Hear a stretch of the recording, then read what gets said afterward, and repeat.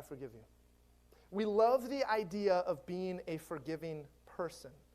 When we see it in movies, when we hear it in stories, but according to surveys and our own experience, it's not something that's easy for us. It's not something we often do. In fact, many of us would say, you know what? I don't want to forgive. I want justice.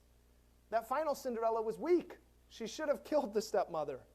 Or perhaps some of us would say, look I can forgive, but I can't forgive myself. Or maybe some of us would say, I can forgive, but I can't and won't ever, ever, ever forget what they have done to me. And so as we enter into this text, it's a very simple, very challenging biblical text. My hope is that as a church, we would be marked. Our families, our marriages, our friendships would be marked by forgiveness. We would pick up after ourselves. We would be quick to get back into fellowship. And our church has been through a lot. And you guys have been through so much.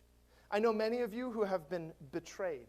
You gave a trust to someone, and they took advantage of it. I know many of you have been lied to. You believed someone was telling you the truth when they weren't. I know many of you have been abandoned. Someone who should have been there for you wasn't.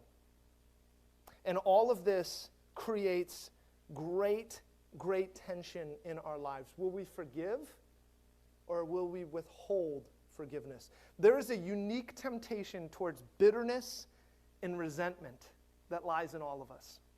What will we do when we are sinned against? So here is the story. If you're there now, let's go ahead and read it together. This is the Gospel of Matthew, chapter 18. We're picking it up in verse 19. Verse 21, actually. Let's pick it up there. Then Peter came up and said to him, that is Jesus, Lord, how often will my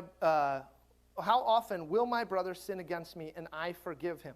As many as 7 times? And Jesus said to him, I do not say to you 7 times, but 77 times. So as Peter is following Jesus around, he goes, there's something really unique about Jesus. He's awfully forgiving. And, we give Peter, probably justifiably sometimes, we give him a lot of flack because he's like, should I forgive 7 times?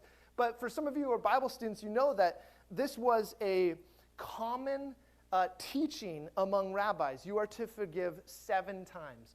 You are to forgive and then forgive again and then forgive again. 7 times is to be your forgiveness.